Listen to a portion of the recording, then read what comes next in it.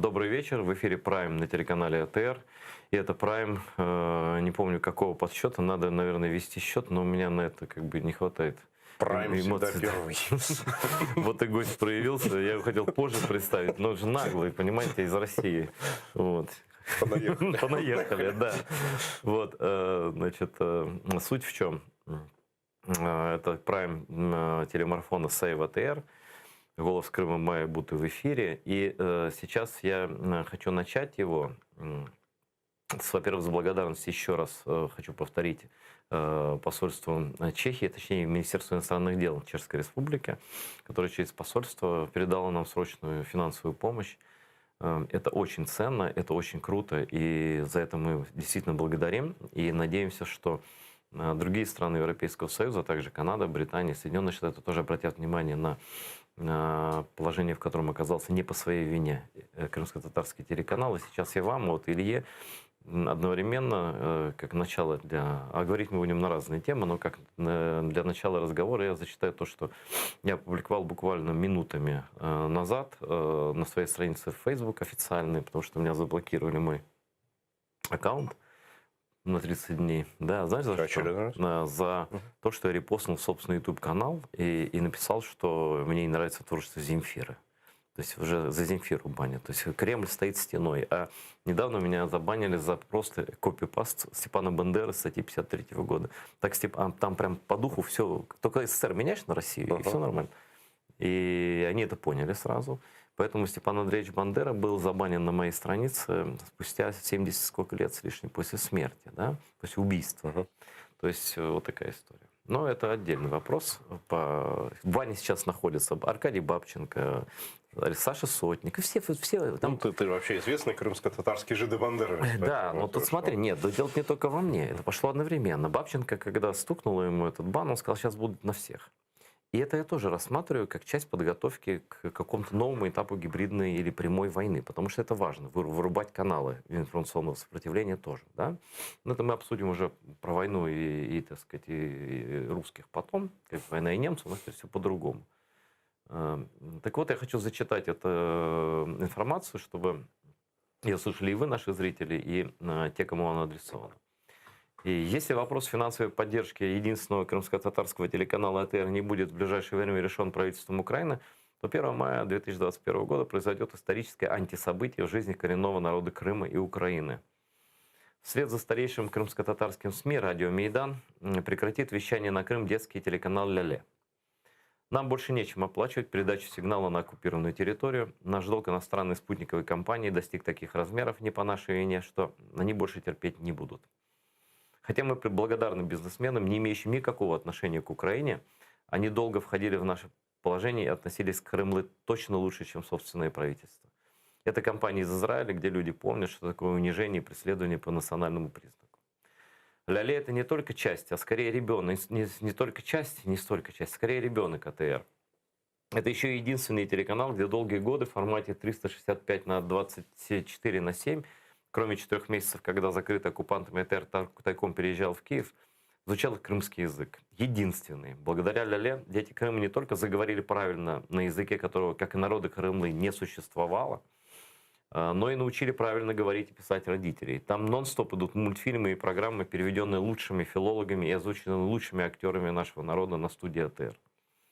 Если отключение от спутника произойдет, то мы будем иметь основания считать тех, кто этому способствовал, не плохими чиновниками, а реальными врагами нашего народа. На наш взгляд, это хладнокровное убийство поставит крест на самом духе Крымской платформы, основанной Владимиром Зеленским и провозглашенной на весь мир. А также похоронами, не знаю, как правильно, концепции розвитку крымско-татарской мовы до 2032 року. Без живой и правильной крымской речи в телеэфире, а больше таких ресурсов и наработанного портфеля ни у кого, кроме АТР, нет и быть не может, идите вы, неуважаемые дамы и господа, со своими пиаровскими концепциями и стратегиями к фейковой матери. Прошу считать этот пост не только криком о помощи внутри Украины, но и сигналом СОС друзьям Крымлы и Украины на Западе. МИД Чехии, пока это единственное государство Европы, оказал нам срочную помощь. Я надеюсь, что также поступит в других странах ЕС, а также в Соединенных Штатах, Канаде и Великобритании. Если уж собственного правительства мы не нужны. Доказательство этому тезису тот факт, что резолюцию Европарламента об ассоциации ЕС с Украиной в части статьи 60 про Крымлы и устойчивый механизм финансовой и технической поддержки АТР это правительство наше уже 3 месяца демонстративно саботирует, как бы не замечает. А все это время чиновники правительства вводят в заблуждение западных партнеров, говоря им, что нашли решение. Хотя на самом деле ни разу с момента принятия резолюции 11 февраля правительство не поинтересовались состоянием дел на АТР, в том числе тем, сколько осталось вещать нашему детскому телеканалу. Я докладываю до 1 мая этого года. Вот. Как можешь это прокомментировать? Я обращаюсь к Илье Пономареву. Как я могу это прокомментировать? Никак я не могу это прокомментировать. Ну, то есть, дебилы. Ну, что можно сказать? То есть, и, к сожалению, я говорю, мы с тобой говорили до эфира, бюрократия, у нее нет ни совести, ни ума, это же просто дерево и дерево. То есть это люди, которые там выполняют какие-то указания, нет указаний, они ничего не выполняют, как табуретки стоят на одном месте. То есть пока не передвинешь, не пнешь, она никуда не пойдет. Интересно, да, вот так вспомнить какой-нибудь год, 90 какой год, когда Литва получала членство в ЕС. И сначала же они получили то же самое задание, те же самые были постановления, требования, там же статей-то много. Это просто пример, как лакмус. Там другие статьи копни, просто я в них не очень сильно разбираюсь. Я так думаю, там то же самое. Вот.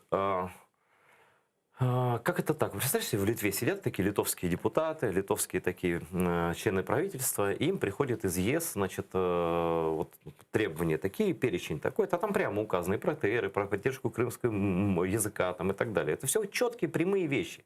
Да? Они такие литовцы сидят, им тоже какие-то условия прислали для критерий, для части такие, так это же можно не выполнять. А что? Да класс вообще, наконец-то такая возможность. Европа нам какие-то свои требования, мать их, удали. Там им, дулю. Класс, а? Где была Литва? В Европейском Союзе или где? Мне интересно просто, если в таком стиле себя вели бы чиновники. Знаешь, это какой-то стиль вот это там постсоветских славянских депутатов, да, то есть, ну вообще, то есть это вот эта государственная культура, и я не знаю, с чем она на самом деле связано. В этом с равнодушием. С равнодушием, с корыстью. Да, просто почему это конкретно у нас, да, то есть, и это, когда я говорю в данном случае у нас, это одинаково, что в Украине, что там в России, например. Ну, в России уже край, давай не сравнивать, они просто плюнули на всех. Нет, да. Я имею в виду, что даже когда говорится тоже какие-то громкие там слова, какой-то там патриотизм, там, Родина мать зовет, то точно так же это упирается в конечном итоге в какого-нибудь абсолютно дуболового такого бюрократа, который будет там сидеть и ничего не делать. Просто если там у них есть там Путин, которого боятся, то здесь бюрократия еще просто никого не боится. Вот. Более того, она знает, что все меняются настолько быстро, что суда нет на них все равно никакого. Ничего не делать, да, то есть сейчас сменится начальство. Нет, преступник, коррупционер и предатель в Украине знает точно. Наказан он не будет. Поэтому жизнь свой день рабочий начинает бодро. Ну, это тоже правда, потому что мы сейчас же видим, там, как все происходит. Да? Там, президент не может заставить там, правоохранительную систему работать, да? Потому что он начинает там, действовать путем санкций против там, своих же собственных граждан. Это же, то есть это же человек расписывается как раз в неспособности заставить работать правоохранительную систему. А потом ты накладываешь санкцию на какого-то своего человека за поддержку терроризма. Да?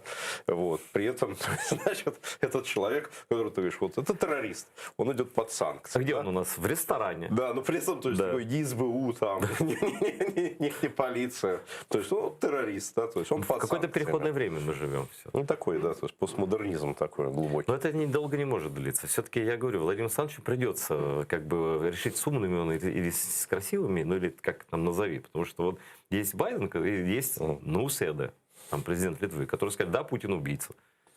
И есть Путин, который назван убийцей Байденом и Науседой. Да? И есть Владимир Александрович, который ничего не сказал по этому поводу. Также американцы сказали, Коломойский преступник. Вот поэтому. Причем все преступления, это, которые они считают преступлением, все в Украине совершено-то. Ну, как бы все тут на местных широтах. И zero reaction, да, ничего. Молчание. Ну, слушай, нет, давай, как бы, с одной стороны, не преувеличивать, а с другой стороны, политика есть политика, да, то есть, когда не Байдену же в конечном итоге решать вопросы войны и мира в Украине. Ты да? считаешь, что все-таки для разговора с Путиным он такое окно должен оставлять, Зеленский? А чтобы- по-другому, ну как это возможно? А в чем конструктивность разговора Зеленского с Путиным, если он Байдена не слушает? Слушай, смотри, давай так, то есть, и как, Хорошо, отвечай есть совсем. условия, ну как бы необходимые и достаточные Хорошо, условия, ладно, да, то есть, что может быть, разговор с Путиным ни к чему не приведет. Но совершенно очевидно, что без разговора с Путиным точно ничего не произойдет. Ну, то есть, либо ты должен победить его военным образом, что нельзя сказать, что это вот исключенный сценарий, да, и я думаю, что все это там столкновение у границы, там все эти, значит, маневры, которые на данный момент происходят, они происходят ровно потому, что думаю, что в Москве понимают, что сейчас военное поражение этих так называемых республик возможно. Ну, как бы ты либо должен победить, либо ты должен путем переговоров о чем-то договориться. Может быть, ни о чем не сможешь договориться, но все равно ты как-то разговаривать должен. С Коломойским другой вопрос совершенно. И... Это все с Америкой связано, как бы, а их действия у нас зеро. Вот я про это спрашиваю. Во-первых, я не согласен, что зеро, да, потому что то есть, там Зеленский отреагировал на действия американцев, но тут опять же есть политика, да. Коломойский — это такой туз в рукаве, который будет очень хорошо, на мой взгляд, разыгрывать непосредственно перед выборами. Ну, то есть, если Владимир Александрович там решит пойти на второй срок, а пока все к этому двигается, к тому, что то есть, он примет подобное решение, за полгода до выборов, значит, взять Игоря Валерьевича там, и если не посадить здесь, то передать его американцам, чтобы те Что там посадили. тузов полная колода. У нас ни один предатель не покаран и ни один коррупционер не покаран. Знаешь, Да? у каждого туз этот кусается, и Игорь Валерьевич тоже кусается, да? Не, фигура то есть, такая, да. их степень опасности, она динамически меняется во времени. Но сейчас там Коломойский одна из самых безопасных в этом смысле фигур, потому что уж больно все его не любят. Ну, как все не любят, но все-таки мы столько лет прожили вместе. Вот даже сейчас, если мы ненавидим там друг друга, но у нас есть бэкграунд. Но они реально были, ну, тот был владельцем канала, ну, как бы отношения-то личные, никуда же или они делись куда-то уже все. Ну, я не знаю, ты Игорь Валерьевича знаешь лично? Нет, конечно. Ну, то есть я знаю. Вау. Я могу сказать, что там с личными отношениями сложно. То есть он чувак очень интересный и очень умный, но очень конфликтный. И насколько я могу судить, и то, что там есть какие-то общие знакомые, да, то есть, которые про это говорили, что Игорь Валерьевич уже несколько раз очень сильно перегнул палку в разговорах с Владимиром Александровичем. Разговаривал не по чину. Ну, абсолютно. То есть, а это же, ну, какие бы ни были отношения, это перегибается. Ну, смотри, я вообще, опять, я не вижу никакого разговора Путина с Зеленским. Никакого. Потому что они даже любой разговор, который был, по-моему, один раз там, да, или два, они все равно в свою сторону все переигрывают. И они говорят то, что им нужно. А Путин, как бы, даже Байдену, я не знаю, что у них был за разговор телефонный, да, но вот эта его фраза «желаю здоровья», это же в чистом виде «следи за здоровьем». Ну, это же Тамбов, конечно, это Тамбов в 90-е годы. Ты слушай, следи, это почти смертный приговор. Если бы еще это возможно было реализовать сразу, то это бы звучало вообще... Знаешь, я бы сказал, это... Ты это воспринимаешь как такую криминальную угрозу. Ну, черный метод. Я воспринимаю это хуже скорее. То есть я воспринимаю это как такой троллинг ниже пояса, потому что, ну, когда все говорят о том, что у дедушки плохо со здоровьем, он старенький и так далее, и это вот так вот публично, когда говоришь, ну, то есть это как раз ты намекаешь там на возраст и так далее. На мой взгляд, это... Ну, и в этом случае это хамство. Ну, хамство, да, ну, тоже. Да. Не, ну, понятно, что физически дотянуться, хотя Кеннеди.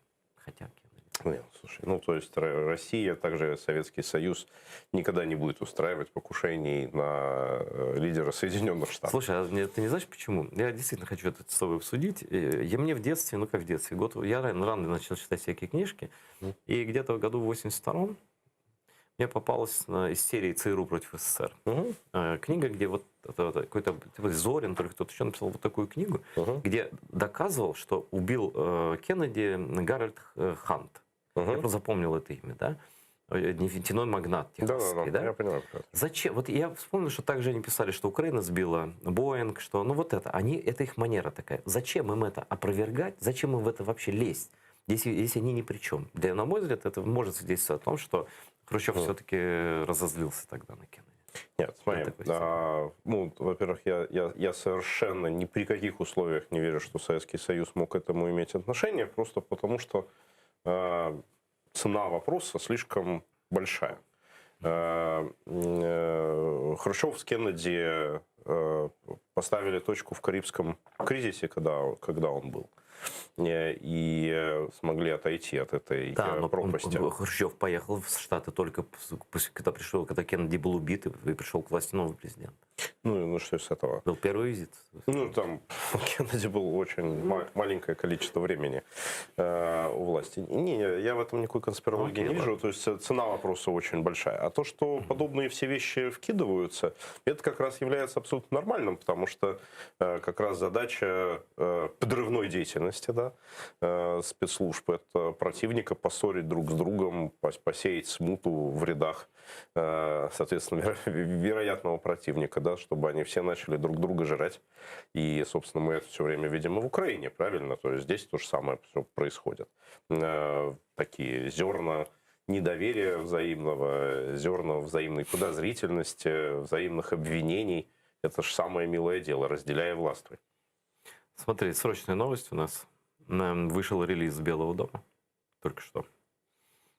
Президент США Джо Байден зателефонував президенту России Владимиру Путину. Заметь, Владимир Зеленский прям только час назад. Нет, Владимир Зеленский настаивал, ну, он запрашивал, как официальные, не названивал, а запрашивал разговор с Путиным. Полный игнор. Песков говорит, что ничего никто не просил, ну, как всегда, да.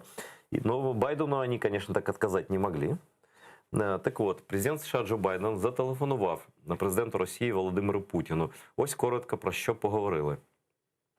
Байден стурбований тим, що Росія стягує в окупований Крим і на кордони з Україною військових та техніку. Закликав до деескалації. Байден наголосив, що США підтримують суверенітет і територіальну цілісність України. Байден чітко дав зрозуміти, що США будуть захищати свої національні інтереси і відповідатимуть на дії з боку Росії. Це стосується кібератак та втручання у вибори. Байден запропонував Путіну зустрітися найближчим часом. Твой комментарий.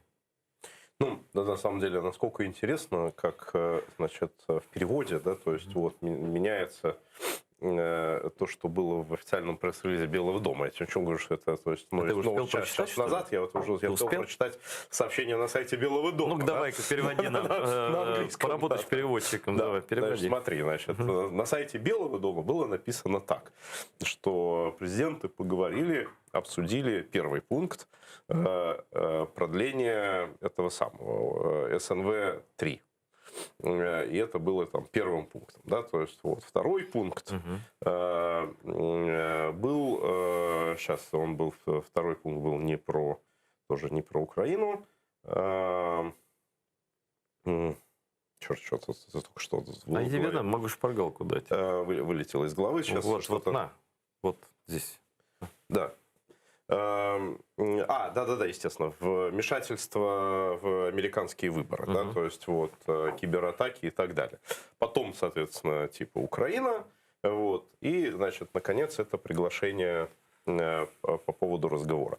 То есть, на самом деле, из этого сообщения понять, что было предметом стартового звонка, и что заняло какое количество времени с точки зрения дискуссии, понятно, невозможно. Что повод все равно Украина. Я думаю, конечно, что дело про войска, да, то есть конечно. Это самое идет, да, но тем не менее американская сторона совершенно по-другому расставила акценты. Но они специально так сделали, чтобы как бы, ну, это их дело, дипломатов. Теперь же, смотри, через 2 недели уже есть ответ, уже через 2 недели будет встреча, не знаю где, правда, еще... Это в рамках климатического саммита, да. То есть они на полях саммита встретятся. Это не будет их встреча на высшем уровне. Ну, я так понимаю, что это вообще не личная встреча, это, конечно, это все в онлайне. Ну, хорошо. Значит, что будет за разговоры и не приведет ли это к дележу мира, как между Португалией и Испанией в 1380 каком-то году, когда 2 короля договорились по вот этому, в чем Португалия была мощнее тогда, и договорились по меридиану разрезать как арбуз, значит, мир. Причем они не знали, что там дальше, да? Поэтому, собственно, Колумб поплыл в неизвестную землю в поисках Индии, да? А у этих была уже Индия, которая была известна. То есть португальцы туда взяли, испанцы, как это ни странно. Хотя Португалия была ближе к Америке, но и оно эту часть арбуза взяло, ну и так далее. Но не в этом дело. Интересно, какие у тебя ассоциации из старого прошлого. Ну, То есть, слушай, вот, ну Путин... не вспомнил про там железный занавес. Там, Слушай, ну Сталина, Путин, очевидно, Ялтинский хочет мир, поделить есть... мир. Но это же это первая попытка деляжа мира серьезного. Извини меня, порезали по меридиану. Договор между двумя королями был. Дальше это все ремейки, так или иначе. Все эти Потсдамы, все эти Ялты и так далее. Они также делили мир, Сталин и с остальными. И теперь Путин хочет реально поделить мир с Байденом. Наверное. Ну или хотя бы обозначить свои границы, своей безграничной России. Слушай, да? съест-то он съест, так кто же ему даст? Ну что будет? Ну расскажи. Вот. Да, на самом деле, на мой взгляд, ровным счетом ничего не будет. То есть прямой обмен жесткими заявлениями будет? То есть Байден – это абсолютно не тот человек, который будет мыслить какими-то глобальными геополитическими конструкциями, тем более их обсуждать. Этого не будет. Не от того, что он там жесткий или мягкий. Да? То есть он просто по-другому мыслит и по-другому подходит вообще к мировой политике. У Путина тоже есть совершенно конкретные тактические вещи.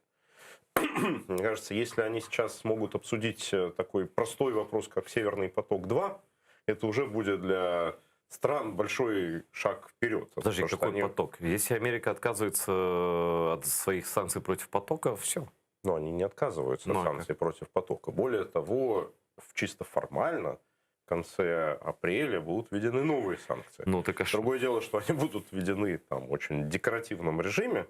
На самом деле, там будут, конечно, очередные победные реляции. То есть ты уверен, что поток достроит? Вот я уверен, что И что Германия сядет на этот поток, Меркель войдет в совет директоров «Газпрома», как это у них принято, да? И все такое. Не, насчет совета директоров «Газпрома» я как раз не думаю. Там есть уже Шредер и все остальное. Вот.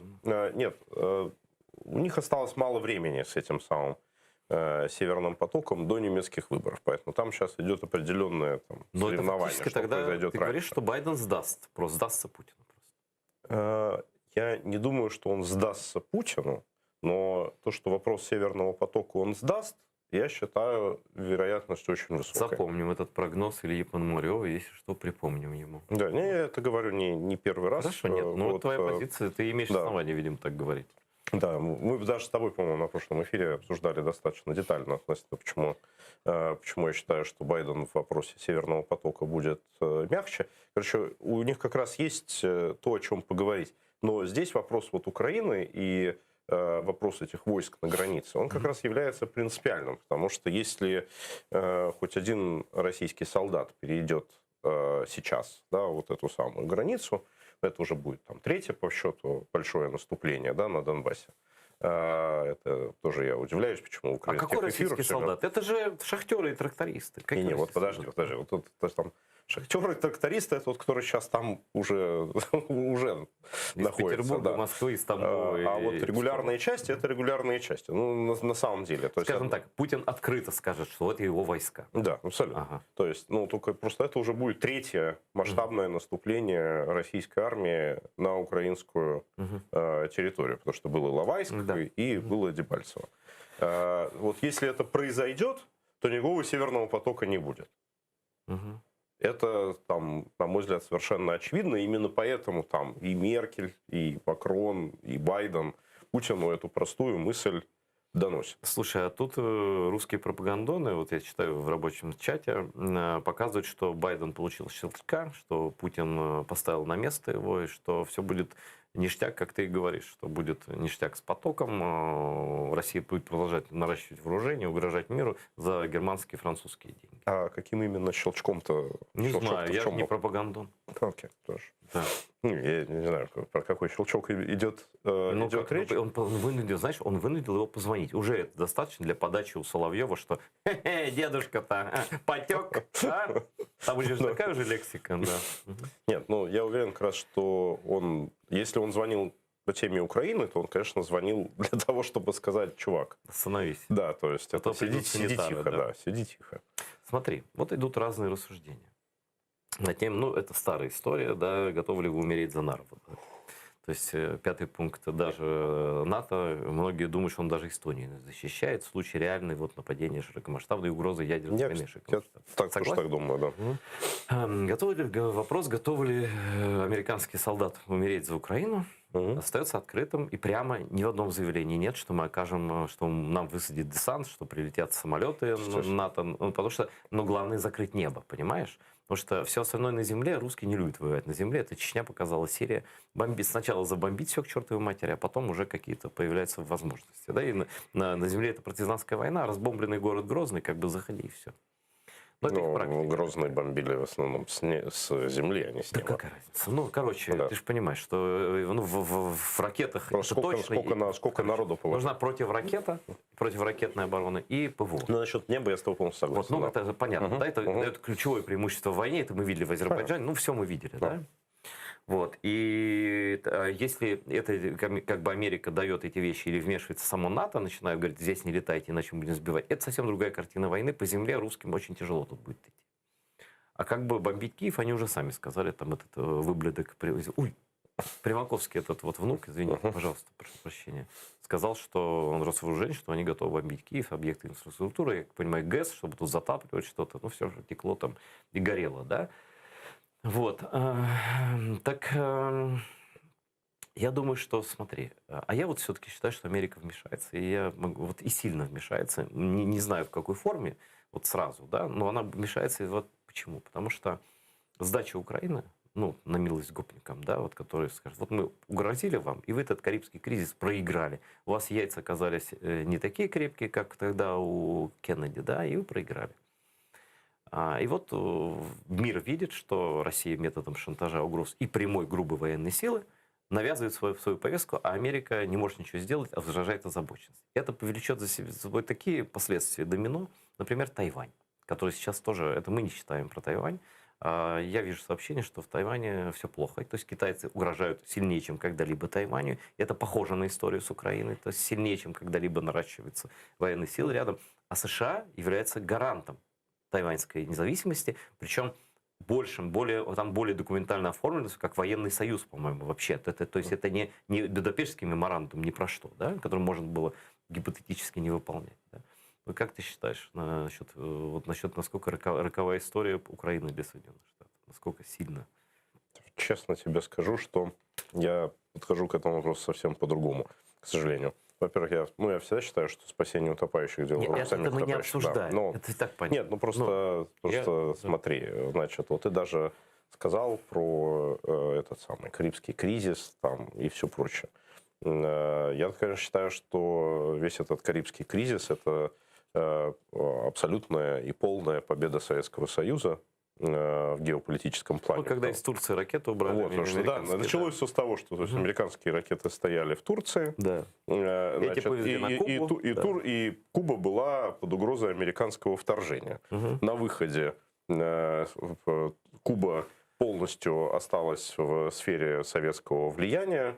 Американцы дали гарантии безопасности, то есть, что они туда вторгаться не будут. И еще плюс к этому после этого не было, по-моему. Да, еще плюс к этому забрали значит, ракеты из Турции. Поэтому, конечно, это абсолютная победа.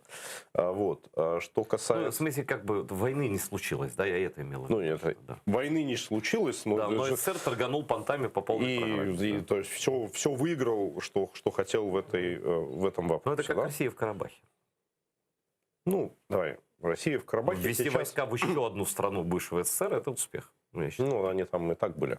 Так они были там как в ДНР, не факт. Да? То есть, там была база в Гюмри, которые там стояли. Гюмри, Карабах. И что? Нет, непосредственно территория Азербайджана ввести войска. Слушай, в чем смысл еще стоять на этом кусочке дополнительной земли, если это и так была фактически часть Армении, которая... 9-я страна, по-моему, или 8-я страна СНГ, где они держат свои военные базы. Слушай, в Советском Союзе они всюду держали свои базы, то есть и так далее. Это другой вопрос. Просто американцы в Украине, просто представь себе, давай сейчас даже отложим в сторону вопрос ядерной конфронтации с Россией. Да? Единственной страной, которая может реально Америке угрожать уничтожением. Да? То есть введение ядерного оружия. То есть просто цена вопроса. Да? Но даже эту конкретное соображение отложим в сторону. То есть ты себе представляешь масштаб затрат и усилий, которые необходимо совершить для того, чтобы поддерживать бесполетную зону на территории ДНР и ЛНР. То есть какого масштаба инфраструктуру необходимо иметь для того, чтобы... Что такое, извини, пожалуйста, перехватчики, есть же система ПВО и авиации. И перебросить из Польши, в принципе, недолго. Нет, слушай, ты слышал, что Украине Канада, еще когда началась только война, в 2014 или 2015 году, помню, в конце 2014 года, предложила 15 F-16 поставить сюда, в Украину, чтобы там, грубо говоря, удвоило бы, да, то есть ВВС Украины. И Украина отказалась, потому что стоимость разворачивания аэродромной инфраструктуры, поддержки всей этой истории. Ну, да? это было мирное время, ну, прости. Нет, 14 год. Нет, это было как раз когда война была. Извини, то есть, вот, это было то, что очень хотелось взять эти самолеты, но то есть было понятно, что с ними потом будет нечего Но делать. если бы русские начали бомбить Киев, я прошу прощения, наверное, бы были эти самолеты.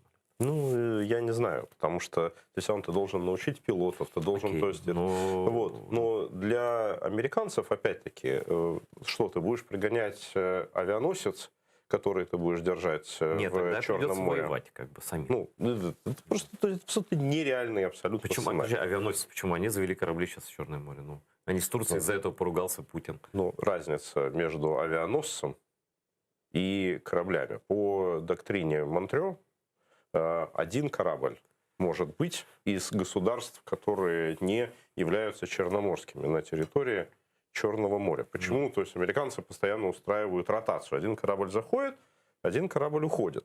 Потому что это, собственно, договоренность по ты думаешь, что в использованию случае чего проливов. Турция закроет пролив для американской авианосной армады? Еще раз, это международное соглашение, которое регулирует, в принципе, Я режим понял. прохода этими самыми Подожди, но проливами. режим войны не регулируется этим соглашением. Извини. Ну, нет, если Америка будет объявлять войну Российской Федерации, если считаешь, что она будет объявлять войну Российской Федерации, ну, то есть для этого она должна... Британцы воевали в Крыму, ну и много раз. И Ну, то есть ты хочешь, вот там не было не хочу, ядерного я тебе говорю. оружия, да? То есть ты хочешь, сейчас будет кто-то объявлять Смотри, войну. а может Путин устроить такую вещь, как тактический ядерный удар, скажем, по какому-то месту скопления, ну, по любому большому объекту Украины, чтобы это было видно, что удар, не, ну, там 100-килограммовая какая-то бомба, да, ядерная, что это удар не будет такой, типа, города сносятся, да, но при этом довольно большой, видно, что это ядерный удар, да, и, типа, вот он, типа, начал таким образом ядерную войну. А вы, американцы, ну что, будете нас в ответ... Ну, понятно, что русская бомба, да? Будете в ответ бомбить или что? Вот может он такое сделать? Да, Айдар, я не представляю себе, что должно произойти для того, чтобы ему было нужно поднять ставку до такой величины. Но как вариант, дальнейшее продолжение подъема ставок. Понимаешь, у российской элиты такое количество на Западе интересов и такое количество уязвимых точек, что, ну, ядерного оружия это не просто там красная линия, да, то есть это уже красный забор. Я да? понял, ну, к примеру, вот идут, даже вот возьмем, не будем брать всю вот эту армаду, которая стоит вокруг, там и псковские десантники в Крыму, которые могут там за Одессой даже высадиться, там, из-за Каховкой, где канал, не берем там Белоруссию, откуда тоже все что угодно, ну, то есть граница огромная у Украины, да, потенциально опасная граница, да. Ну, к примеру, допустим, они начинают в том месте, где вот эти так называемые Ордло, да, вот они начинают наступать, а украинская армия хорошенько им дает там, да. И, допустим, ну, получается так, они же могут, мы же знаем, они стреляли из жилых кварталов, что угодно, да, и вот, значит, они стреляют из жилых кварталов, украинская армия попадает в дом, например, да. Они говорят, а теперь вот мы уничтожим эту группировку, и не просто какими минометными там огнем или там ракетами своими этими установками Чебурашка или как там Буратино там огнеметными. Они вот просто в кромешной исторической тишине, значит, когда они говорят, мы больше не будем как бы тут проливать кровь, мы сделаем Хиросиму и Нагасаки, остановитесь, да? И вот в ответ на кровавую фашистскую, значит, бандеровскую, значит, вот это действие в отношении русскоязычного населения, они кидают, допустим, в какую-то бригаду в дислокации место кидаем тактическую ядерную бомбу. Зачем? И смотрят, именно ядерную. Зачем? А затем, что у нас же все договоры с Америкой, например, это не применение ядерного оружия. А это может быть как бы, ну, как бы... Америка тут при чем? Как это показать, а вы что сделаете теперь? Вот мы применили ядерное оружие. Вот мы в Европе применили ядерное оружие. И дальше что дальше? Нет, смотри, слушай, то есть просто я считаю, что у Путина и так очень мало тормозов, и он очень так может сделать большое количество... Он и так может сделать большое количество разных неприятных вещей. Да? Если ему нужно будет по той или иной причине развязать полноценную войну с Украиной, конечно, он не будет это делать, наступая через Донбасс. То есть, конечно, он это сделает двумя обходными ударами. Один с севера, там, значит, по Харьковско-Изюмскому направлению, то есть окружая дислокацию украинских войск с севера, другой с морского направления с юга, да, то есть, соответственно, окружая их с юга. Зачем идти по тем направлениям, которые укреплены, если можно идти по тем направлениям, которые абсолютно беззащитны, да, и ударить, соответственно, войскам с тыла, как раз их зажав между этими ополченцами с одной стороны, да, то есть ударяем в тыл с другой стороны. У нас мощные, конечно. Они не... что там будет воевать. Ополченцы в состоянии идти вперед никакого не имеют. Им не нужно идти вперед. Их там есть 20-25 тысяч человек, то есть они окопаны и стоят на укрепленных позициях. Им не надо никуда наступать, им достаточно стоять на месте, да, то есть остальное сделают регулярные российские части, которые зайдут в тыл, да. Ну какой смысл, то есть как раз идти туда, где, соответственно, украинские части их ждут. Ну просто какой в этом, какой в этом смысл, да? Просто зачем Путину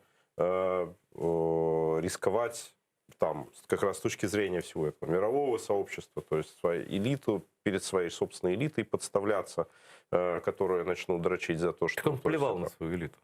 Кто там элита? Ну, не бывает такого, что он плевал на свою элиту. Кто имеет доступ к телу Путина? Он находится не в безвоздушном пространстве. Кто из олигархов имеет доступ к Путину?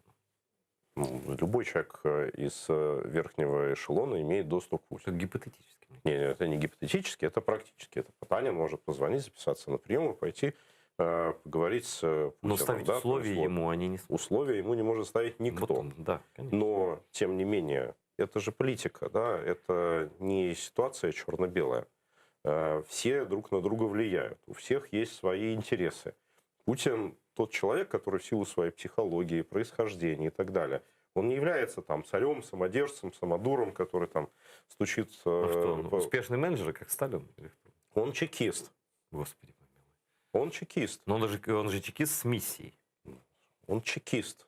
Он вербует людей, он под каждого подлаживается, он каждому улыбается, он каждому делает вид, что он свой, и продвигает интересы своего клана. Сейчас мы запомним на интересы своего клана, потому что у нас звонок в эфир. Селям алейкум, вы в прямом эфире. Говорите, задавайте свой вопрос моему гостю Илье Пономареву. Добрый день, Наталья, Луганщина. Вы сказали, сейчас у Путина нет тормозов. Тормоза есть у всех, это инстинкт самосохранения. Вот, у каждого он есть, и, конечно, ничего не угрожает. Когда ничего не угрожает, конечно, нет тормозов. И я хочу сказать по поводу захода вот этих кораблей, эсминцы, авианосцы, неважно как. Уже один заходил, Дональд Кук, кажется, 2-3 года назад. А на обратном пути двое российских маневренных корабликов его с обеих сторон зажали. Потом они долго потешались на российских каналах. Вот, поэтому смысла никакого нету. Естественно, стрелять по РФовцам они не будут. Когда в Сирии там собирались уничтожить какой-то объект, никому не нужный, они все время запрашивали американцы, россиян. Конкретно это когда вагнеровцев утилизировали. И россияне несколько раз отвечали: слушайте, ну бомбите уже задолбали. Поэтому, а по поводу предсказуемости, они 5 мая уже отчалят. Все, конечно, предсказуемость — это когда хочешь проиграть или поддаться противнику, ты становишься предсказуемым и действуешь согласно процедуре. Если ты хочешь выиграть, то есть ты должен делать не так, как это от тебя ожидают. В таком случае, а процедура, она вообще фора для злодеев придумана. Самими же злодеями, кстати, которые составляют информационный простор, философию, определенную правозащитную, которые говорят, а наказание не должно быть адекватным, а существует право человека по отношению к тем, кто, в общем-то, уже попадает в разряд нелюдей. Вот. Поэтому Поэтому я не понимаю вот эти вояжи, вот этих кораблей. Смысл какой? Они просто, решили прогуляться, они смешные. Они смешные, они нелепые. Вот эти разговоры Байдена, который инициировал разговор с Путиным. То есть не Путин, а Байден. Говорили, Путин хочет разговаривать. Выходит, получилось. Да, Байден первый. Челобитную. Вот эти все. Скажите, пожалуйста, вы не правны, конечно, но меня интересует вот эта юридическая составляющая, или вернее наполненность заклики, призыв. Вот одни призвали Россию к тому призыву. Это что? Это что такое призыв? Вот чем отличается призыв? Вот мы вас поддерживаем, говорят они. А Да, если вот они скажут, спасибо. мы вас не поддерживаем. Ну, давайте покороче немножко, можно? Или нет? Спасибо. Да. Наталья, но вы на самом деле, вы абсолютно правы, когда вы говорите про корабли, это вот ровно то, про что я говорил. Никакие авианосцы никогда в Черное море входить не будут. Авианосцы поодиночке не ходят, они ходят только в составе авианосных групп. А присутствие авианосной группы в Черном море страны, которая не является Черноморской, противоречит режиму проливов. Угу. Поэтому авианосцы могут действовать только из Средиземного моря. Они не могут действовать даже из Мраморного Слушай, моря. по большому счету, для них это не проблема. Это не проблема, но просто посмотри на карту и посмотри расстояние, которое нужно пролетать самолетом для того, чтобы, например, прикрывать воздушное пространство. Ты получишь расстояние порядка 1000 километров. Это радиус действия современных истребителей. Они могут передислоцироваться на какой-то аэродром, который находится здесь, на территории Украины. Но они должны для этого развернуть всю инфраструктуру. То есть это реально дорогая, тяжелая, сложная и логистически с военной точки зрения операция. Не является невозможной, но это просто должен быть очень сильный аргумент, зачем это должно быть сделано. И я еще раз скажу, что угроза нереализованная всегда гораздо более страшная угроза, чем та, которая реализована. Путин уже помнит по аннексии Крыма, насколько украинская элита боится подобных угроз. Когда тогда уже как раз было заброшено это, что вот войска, которые стоят по границе, не защищаете Крым, и тогда они, значит, не перейдут границу. Это был абсолютный блеф. Никто не собирался переходить в тот момент времени никакую границу.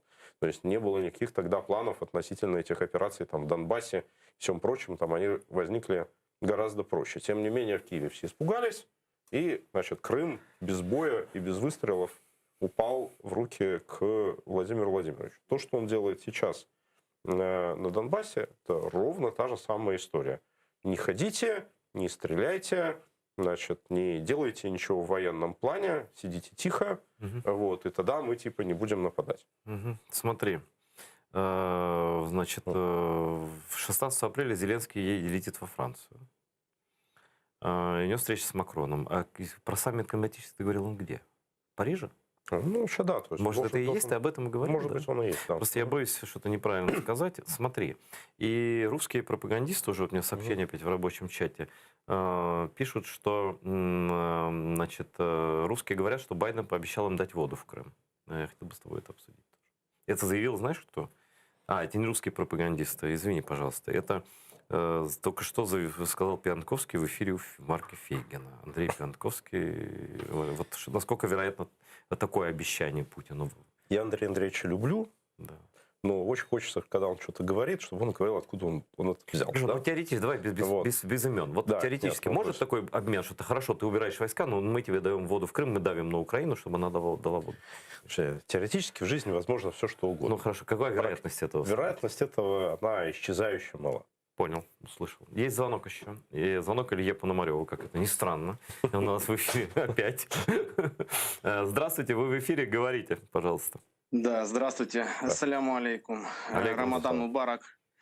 Илья, хочу вам поблагодарить вообще за ваши передачи с Гейдаром Джемалем особенно. Ну, это так. Спасибо большое. Как хорошо видеть кого-то, кто их смотрел и слушал. К сожалению, его уже давно с нами нет, но действительно мы очень дружили. Я даже этого не знаю. Да, простите, во Всевышний. Илья, вопрос такой. Вы как вот россиянин, я в принципе тоже родился в России, но я украинец. Вот вопрос следующий.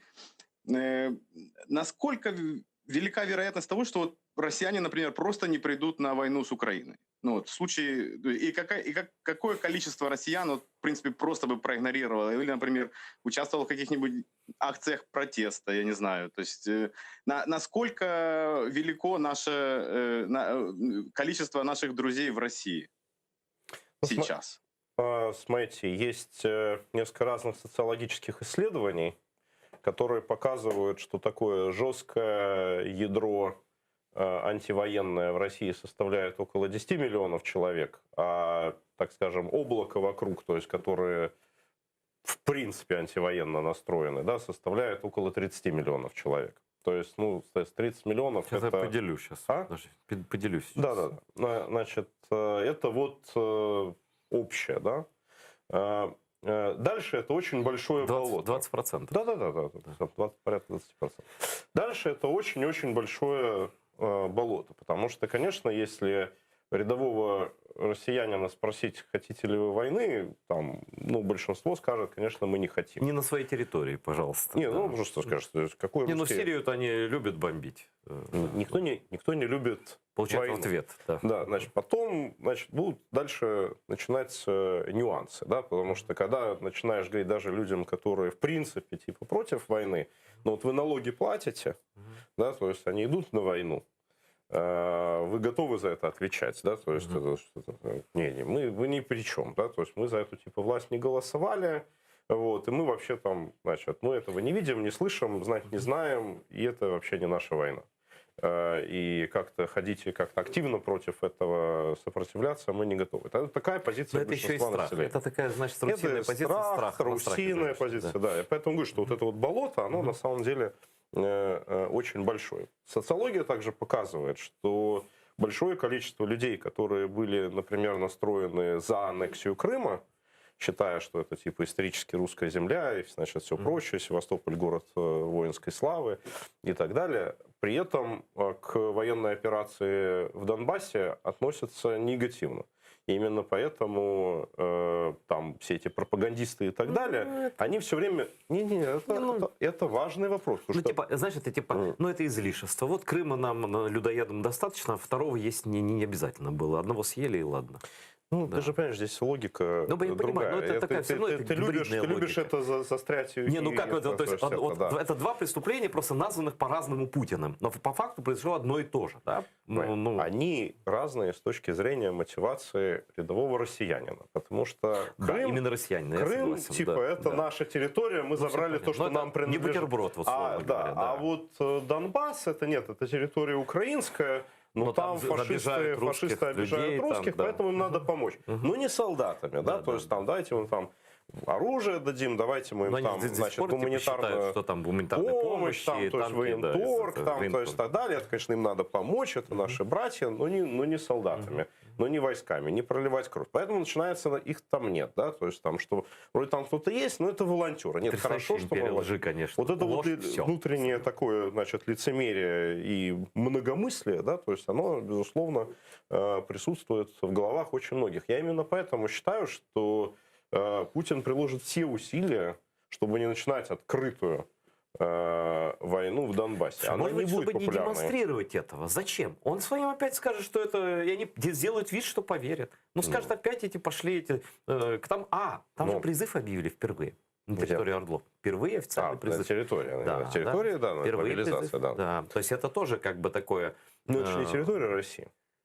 Ну, это правильно, но это шанс сказать, что воюют местные. Конечно. Понимаешь? Ну, то есть воевать будут русские, вот откуда армия? Ну вот набрали в военкомате, пришли, значит, по повестке, пришли, там 60-летние террористы пришли по повестке служить в армии. Правильно. Из Ростовской области. Он будет все время про это говорить, просто если ты обратишь внимание, что сейчас впервые за 7 лет войны присутствие российских войск на границе, оно прям таки рекламируется. рекламирует в эфирах российских телеканалах, рекламирует. Все. Дело не в понтах, то есть как раз Путин никогда не делает то, что он делает открыто. Все, что он делает тайно. То есть если он собирается применять войска, он будет делать вид, что нас там нет. Обратного идешь, да?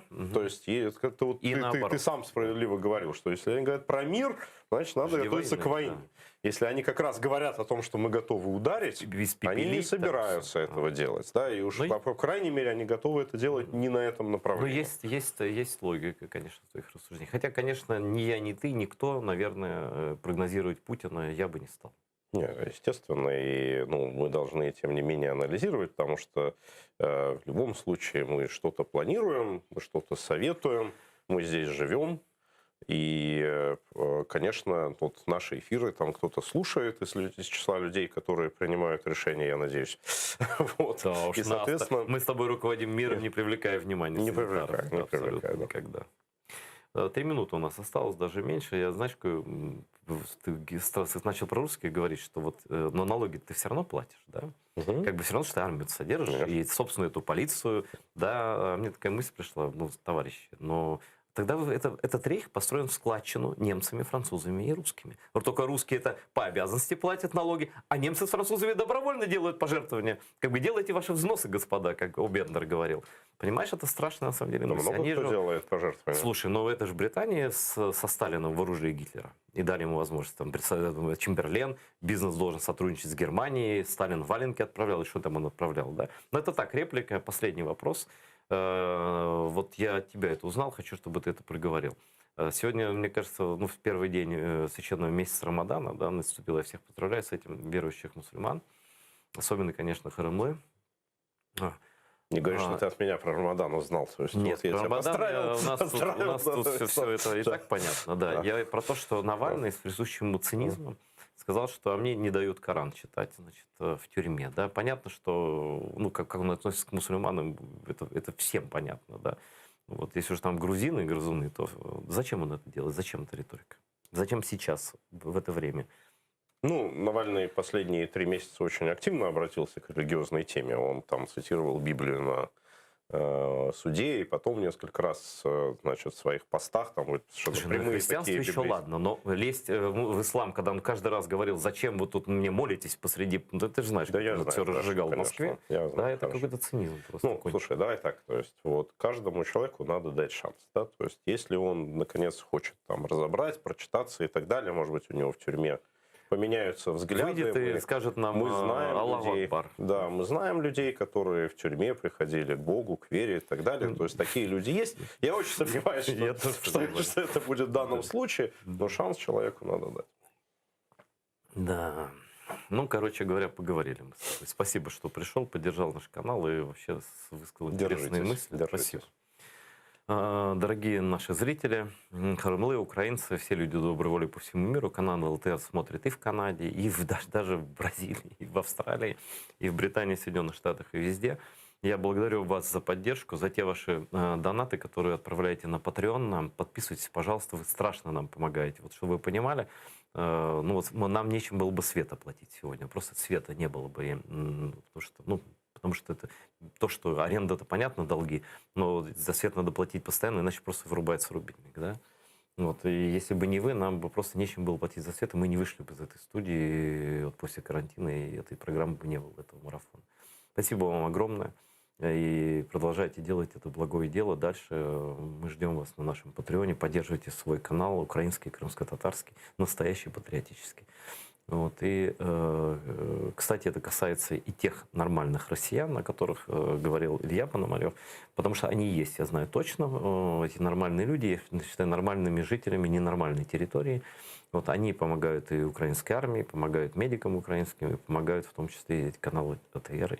Мы их тоже, это дело такое. Если уж ты не можешь оттуда уехать, то можешь хотя бы свою карму как-то таким образом рихтовать, да, извините такое слово. Спасибо, всего доброго, до завтра. Смотрите АТР.